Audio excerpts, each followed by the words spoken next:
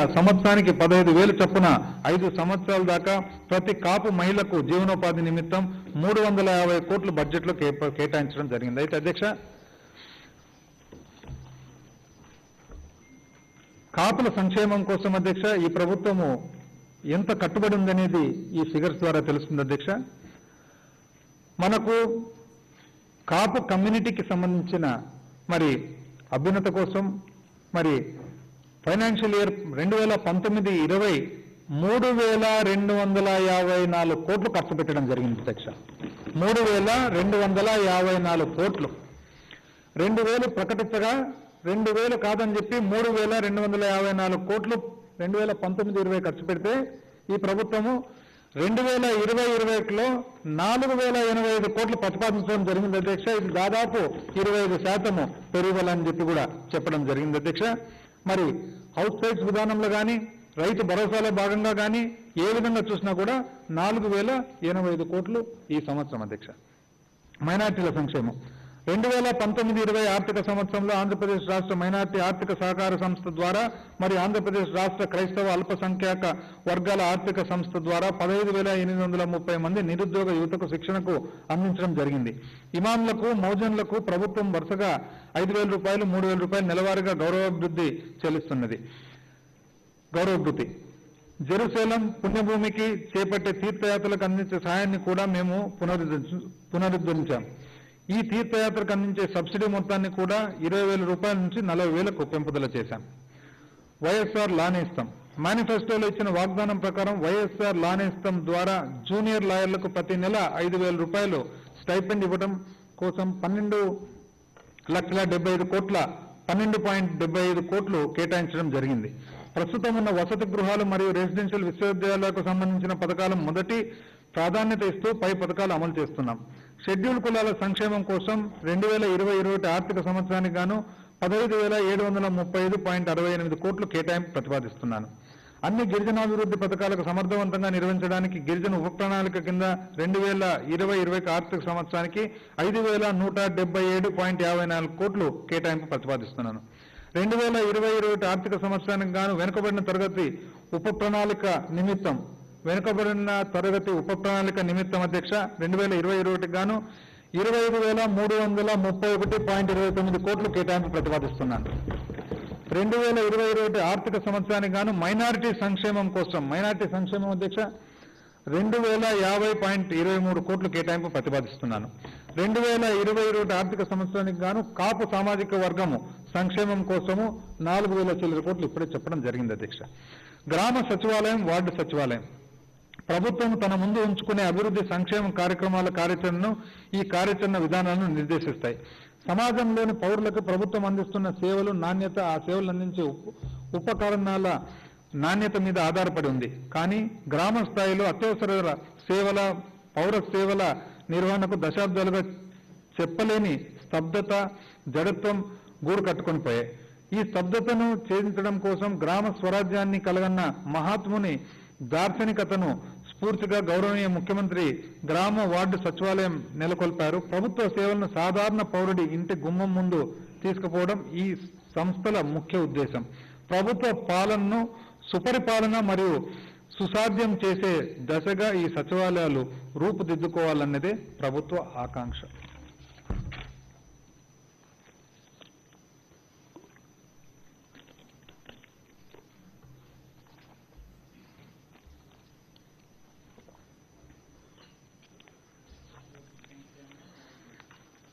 యువత సంక్షేమం, నైపుణ్యాభివృద్ధి కల్పన భవిష్యత్తు తరాల అభివృద్ధి ప్రస్థానాన్ని నిర్దేశించి సృజనాత్మకమైన పరిశోధనలో ప్రాధాన్యత ఇవ్వకపోతే పారిశ్రామికంగా అట్టడుగు చేరిన ఒక దేశంగా పూర్తిగా వెనుకబడే ప్రమాదం ఉంది.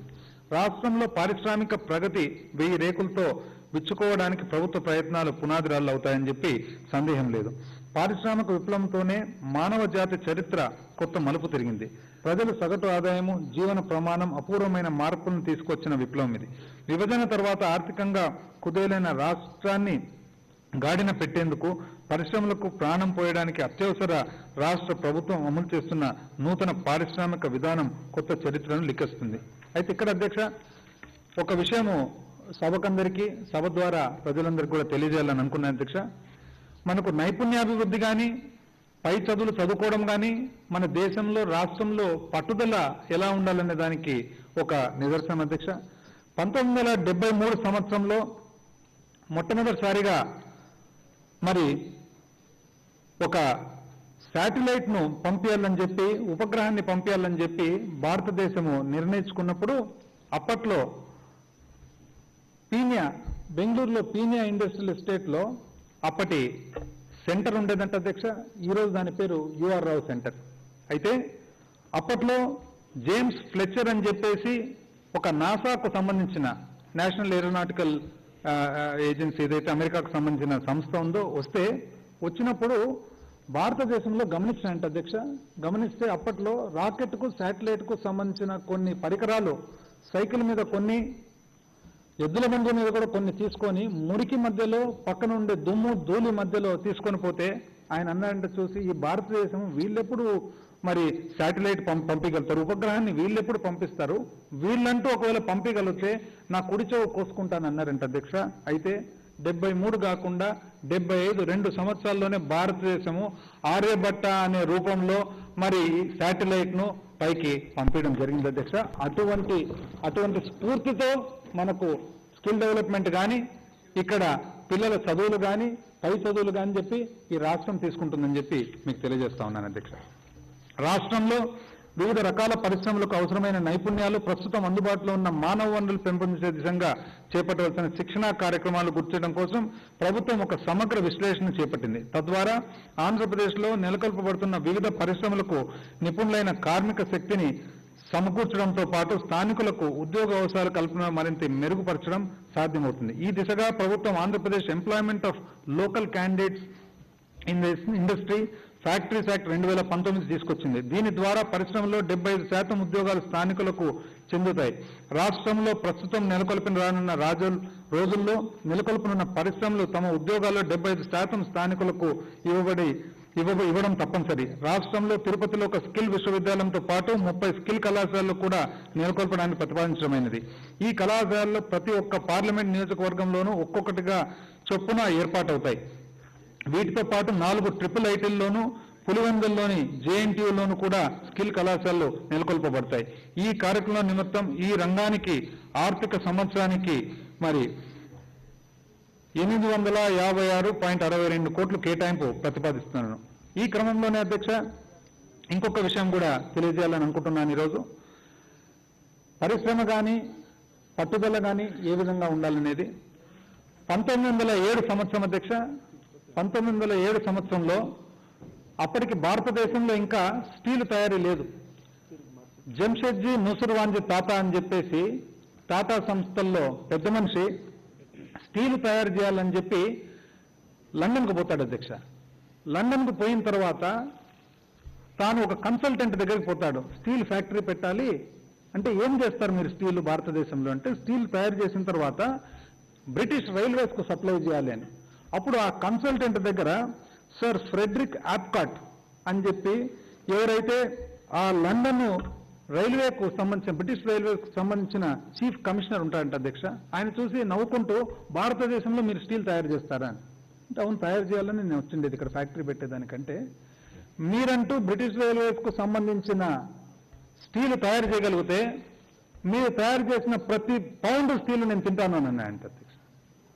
అన్న తర్వాత కరెక్ట్ 10 సంవత్సరాల లోపల జంషెడ్పూర్లో స్టీల్ ఫ్యాక్టరీ తయారైపోయి భారతదేశంలో టాటా స్టీల్ ప్రపంచంలోనే one of the best steels and the rest is history అధ్యక్ష. అందుకనే టాటా వాళ్ళ అడ్వర్టైజ్మెంట్లో చూసినట్లు 60 సంవత్సరాల వాళ్ళ గోల్డెన్ జూబిలీ అడ్వర్టైజ్మెంట్లు ఏమంటారంటే వి ఆల్సో మేక్ స్టీల్ అంటారు. అంటే ఎన్నో చేస్తున్నాం దాంట్లో స్టీల్ కూడా తయారు చేస్తాం మేమని. అటువంటి స్ఫూర్తితో అటువంటి పరిశ్రమలు ఏర్పాటు చేయాలని చెప్పి ఈ ప్రభుత్వాన్ని ఒక కృత నిశ్చయం అని చెప్పి తెలియజేస్తున్నాను. గ్రామీణాభివృద్ధి. గ్రామీణ ప్రాంతాల్లో ప్రతి ఒక్క కుటుంబానికి ఉపాధి హామీ కింద మహాత్మా గాంధీ జాతీయ గ్రామీణ ఉపాధి హామీ పథకం మొత్తం 13 జిల్లాల్లోనూ అమలవుతున్నది. గ్రామీణ నిరుపేదలకు జీవనోపాధిని నిలకడగా సమకూర్చుకుంటూ చిరకాలం ఉండిపోయే గ్రామీణ సంపదను సృష్టించేందుకు ప్రభుత్వం ఈ పథకాన్ని వివిధ శాఖల్లో అనుసంధానం పరిచి అమలు చేస్తున్నది. 2019-20 ఆర్థిక సంవత్సరంలో 42.35 లక్షల కుటుంబాలకు చెందిన 69.14 లక్షల వేతన ఉద్యోగార్థులకు ఉపాధి అవకాశం కలిగింది. వీరందరూ కలిసి 16,69.68 లక్షల పని దినాల మేరకు పనులు చేపట్టారు. ఇందులో షెడ్యూల్డ్ కులాలకు సంబంధించిన వారికి 362.74 లక్షల పని దినాలు, షెడ్యూల్డ్ తెగలకు 190.27 లక్షల పని దినాలు, వెనుకబడిన తరగతులకు 831.34 లక్షల పని దినాలు లభించాయి. ఉపాధి హామీ పథకం కింద పనిచేస్తున్న వారిలో 96.14% మందికి 15 రోజుల్లోనే చెల్లింపులు జరిగాయి. వివిధ ప్రభుత్వ శాఖల్లో అనుసంధానంతో వస్తు సామాగ్రి విభాగం కింద ఈ పథకం ద్వారా రైతు భరోసా కేంద్రాలు, హెల్త్ క్లినిక్లు, గ్రామ సచివాలయ భవన నిర్మాణాలు చేపట్టాలని చెప్పి ప్రభుత్వం ఉద్దేశిస్తున్నది. తద్వారా క్షేత్ర స్థాయిలో పాలనా పద్ధతులు మరింత బలోపేతం కానున్నాయి. 2020-21 ఆర్థిక సంవత్సరానికి గాను గ్రామీణాభివృద్ధి కింద 16,710.38 కోట్ల కేటాయింపు ప్రతిపాదిస్తున్నాను. ఈ ద్వారా ఇది బహుశా ఆంధ్ర రాష్ట్ర చరిత్రలో హైయెస్ట్ అని చెప్పి అనుకుంటున్నాం అధ్యక్ష. పట్టణాభివృద్ధి. ఒక రాష్ట్రం సాధించే ఆర్థిక పురోగతికి ఆ రాష్ట్రంలోని పట్టణ పాలన ఒక ముఖ్యమైన కొలమానం.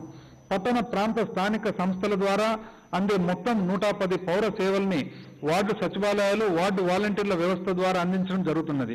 తద్వారా సమర్థవంతమైన, పారదర్శకమైన, జవాబుదారీతనం కలిగి పాలన సాధ్యపడుతున్నది. ఈ సేవల నిమిత్తం 2019-20లో 35,000 మందికి పైగా వార్డు సచివాలయ సిబ్బంది, 70,000 మందికి పైగా వార్డు వాలంటీర్లను నియమించడం జరిగింది. అన్ని పట్టణ ప్రాంత స్థానిక సంస్థల పరిధిలోనూ రక్షిత మంచినీటి సరఫరాలు అందించడానికి ప్రభుత్వం అధిక ప్రాధాన్యతను ఇస్తున్నది. ముందుగాను ప్రస్తుతం ఉన్న సదుపాయాలు మెరుగుపరచడం, సేవల నాణ్యతను పెంపొందించడం మీద దృష్టి పెడుతుంది.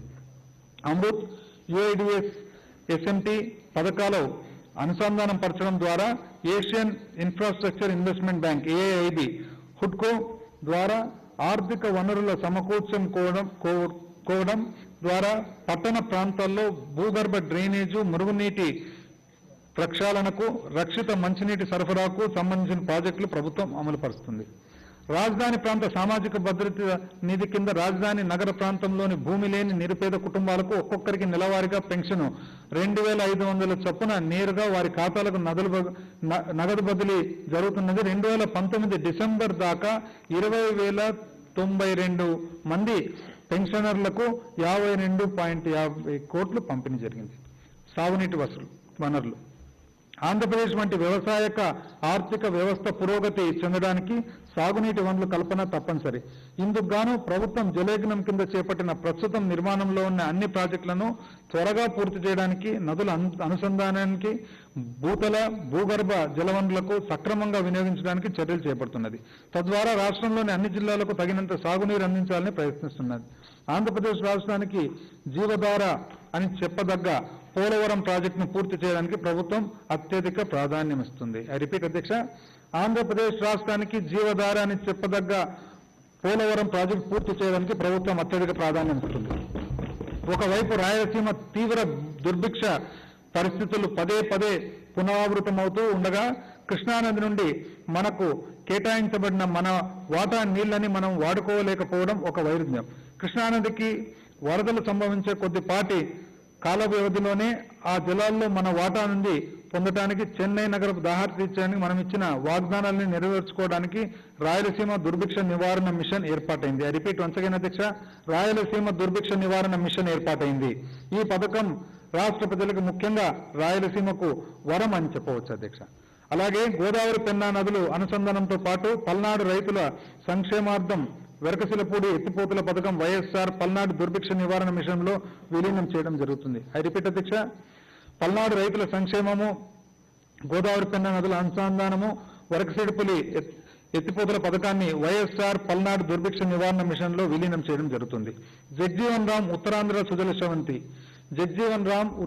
సుజల శ్రవంతి పథకం వంశధార, నాగవల్లి అనుసంధానం పథకాల మీద మరింత దృష్టి పెట్టడం ద్వారా ఉత్తరాంధ్ర రైతులకు ఒక బాసట కల్పించడానికి వీలవుతుంది. వీటితో పాటు Poola Subbaiah Veligonda project, Galeru Nagari Sujala Sravanthi, Gandikota reservoir, Handri Neeva Sujala Sravanthi project, Chintalapudi ఎత్తిపోతల పథకం కూడా ప్రభుత్వం ప్రాధాన్యతలే. కృష్ణా, గోదావరి జిల్లాలో రాష్ట్రానికి దక్కిన వాటాను పూర్తి స్థాయిలో వినియోగించుకోవడానికి ఈ పథకాల ద్వారా వీలవుతుంది. తద్వారా రాష్ట్ర స్వర్ణతోముఖాభివృద్ధి సాధ్యపడుతుంది. సర్వతోముఖాభివృద్ధి. 2020-21 ఆర్థిక సంవత్సరానికి గాను సాగునీటి వనరుల నిమిత్తం 11,805.85 కోట్లు కేటాయింపు ప్రతిపాదిస్తున్నాను. అడవులు, పర్యావరణం. మనం అడవుల కోసం ఏం చేస్తున్నాం అన్నది మనం కోసం ఏం చేసుకుంటున్నామని దానికి ప్రతిరూపమే. మనము అడవుల కోసము ఏం చేస్తున్నామన్నది మన కోసం ఏం చేసుకుంటున్నామని చెప్పి దానికి ప్రతిరూపమే అన్నారు మహాత్మా గాంధీ. ఈ లబ్ధినంటిని ప్రభుత్వం మరింత పటిష్టపరచాలని భావిస్తుంది. రాష్ట్ర భౌగోళిక విస్తరణలో అడవుల శాతం 33 ఉండేలా చూడడానికి మనం ఒక వినూత్న కార్యక్రమాన్ని అంకురార్పణ చేశాం. ప్రతి ఒక్క పౌరుడు తనకంటూ ఒక మొక్కను నాటాలనే నినాదంతో సీనియర్ సిటిజన్లు భాగస్వామ్యం చేస్తూ ఒక మన మహోత్సవాన్ని మొదలుపెట్టాం. ఇందుకు అవసరమైన మొక్కల పంపిణీలో, మొక్కల్ని నాటడంలో గ్రామ సచివాలయాలు, గ్రామ వాలంటీర్లు కూడా భాగస్వాములుగా చేస్తున్నాం. 2020-21 ఆర్థిక సంవత్సరానికి గాను అడవుల, పర్యావరణం, సైన్స్ టెక్నాలజీ శాఖకు 457.29 కోట్లు కేటాయింపు ప్రతిపాదిస్తున్నాం.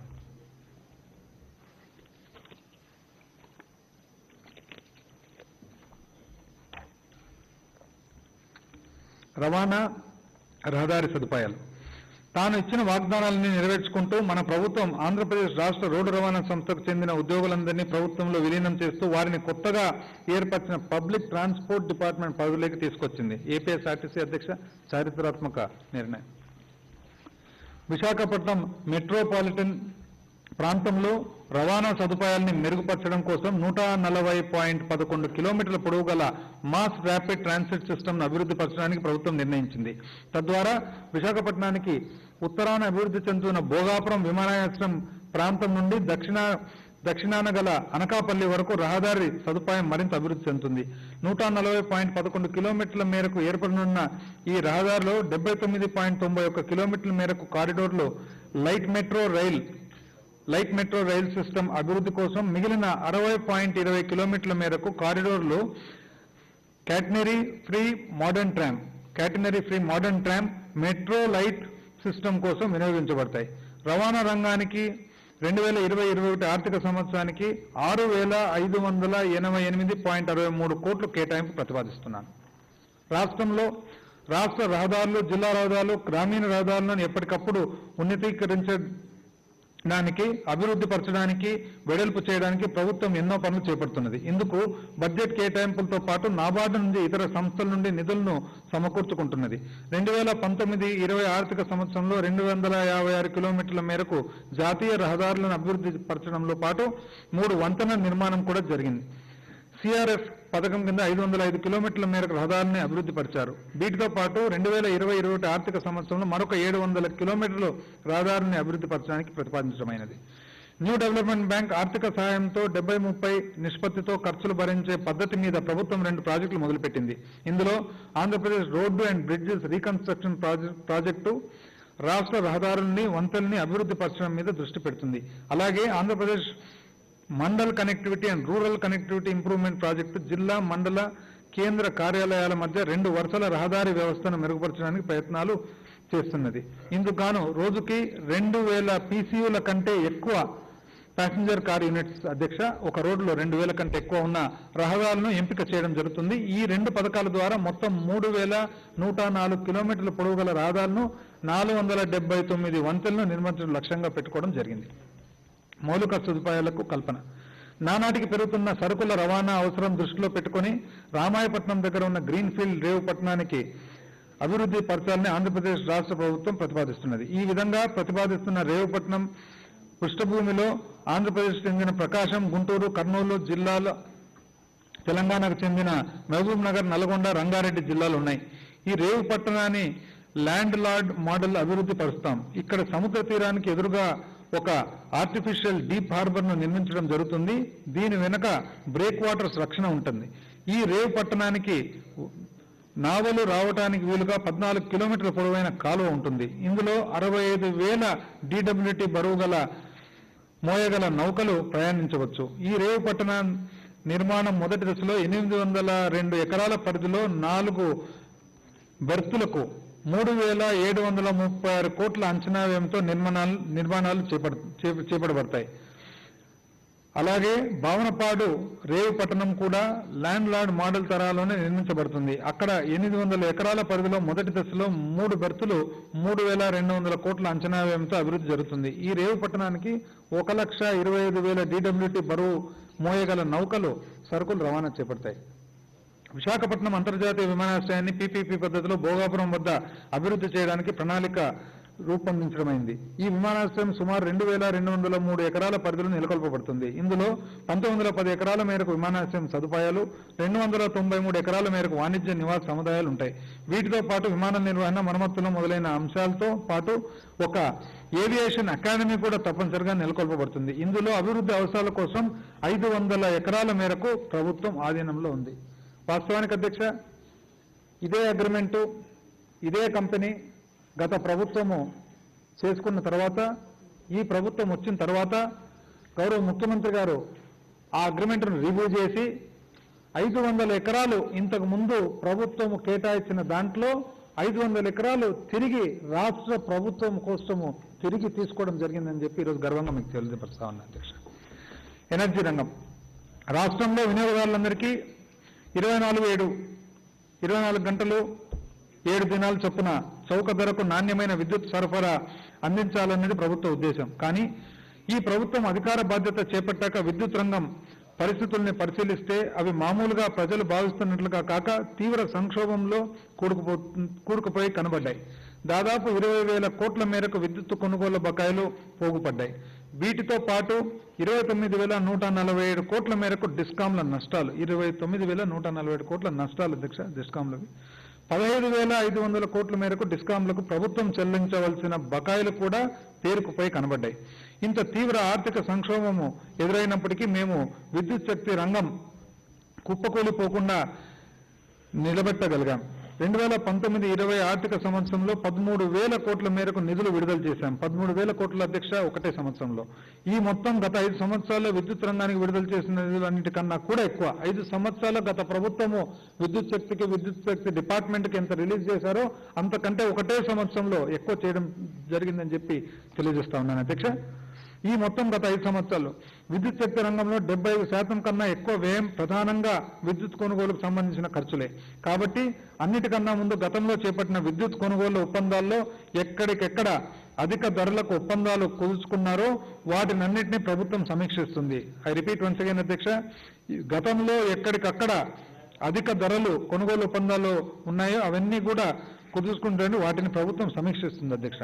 దీర్ఘకాలం పాటు వ్యవసాయ రంగానికి ఉచిత విద్యుత్ సరఫరా కొనసాగించేదానికి వీలుగా ఆంధ్రప్రదేశ్ గ్రీన్ ఎనర్జీ కార్పొరేషన్ నెలకొల్పడానికి ప్రభుత్వం నిర్ణయించింది. ఇందుకు గాను 8,000 మెగావాట్ల నుంచి 10,000 మెగావాట్ల సామర్థ్యం కలిగిన సౌర విద్యుత్ ఉత్పాదనను చేపట్టనుంది.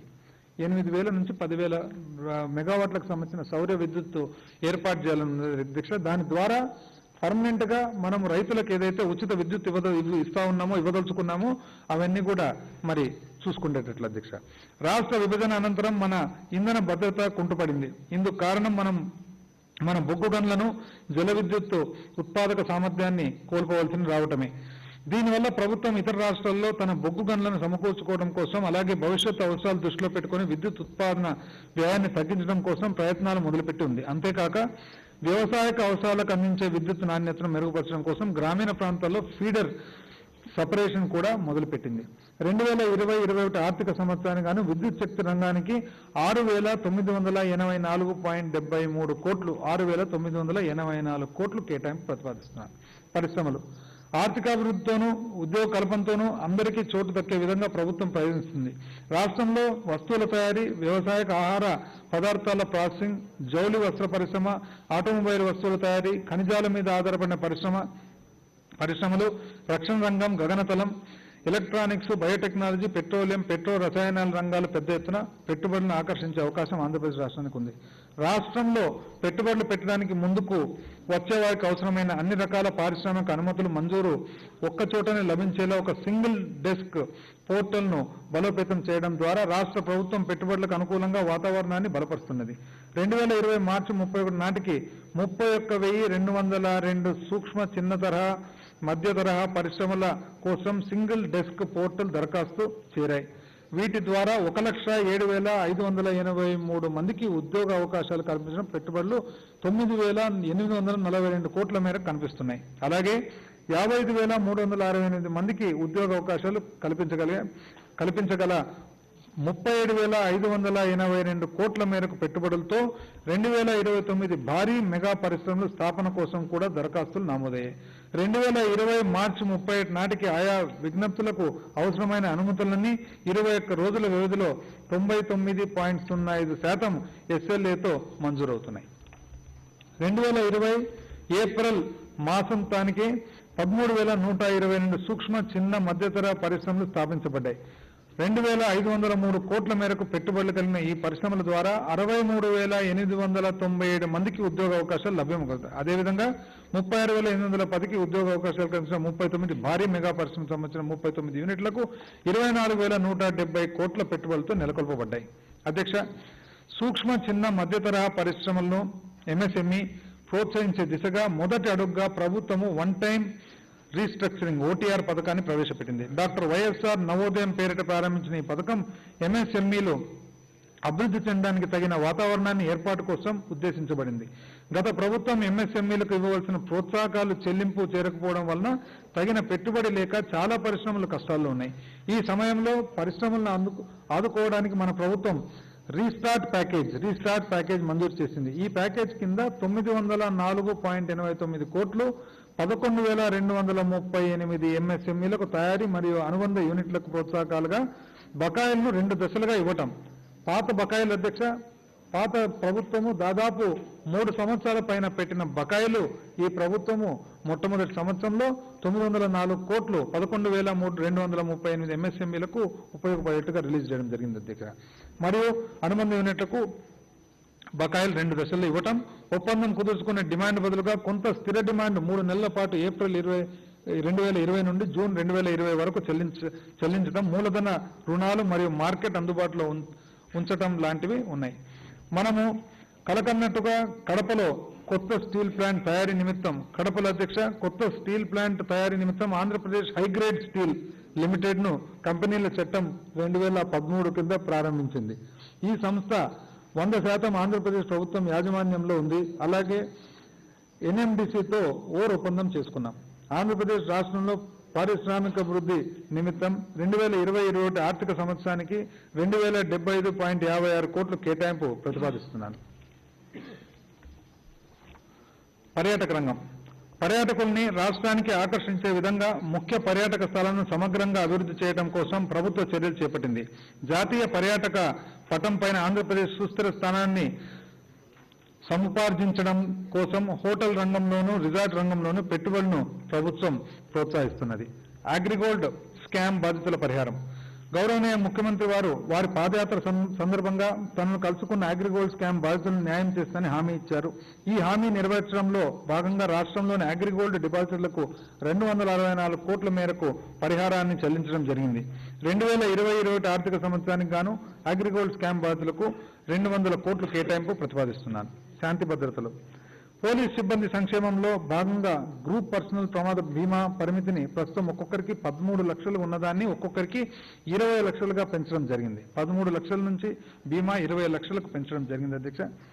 విధి నిర్వహణలో భాగంగా ప్రాణాలు అర్పించే అన్ని తరగతుల పోలీస్ సిబ్బందికి ఈ పరిమితి పెంపుదల వర్తిస్తుంది. 2019 అక్టోబర్ 1వ తేదీ నుండి హోంగార్డుల విధి నిర్వహణ భత్యాన్ని రోజుకు 600 రూపాయల నుంచి 710కి పెంచడం జరిగింది. పోలీస్ శాఖకు 2020-21 ఆర్థిక సంవత్సరానికి 5,988.72 కోట్ల కేటాయింపు. ఇవి బులెటిన్ అప్డేట్స్ చూస్తూనే ఉండండి భారత్ టుడే. దేశం కోసం, ధర్మం కోసం.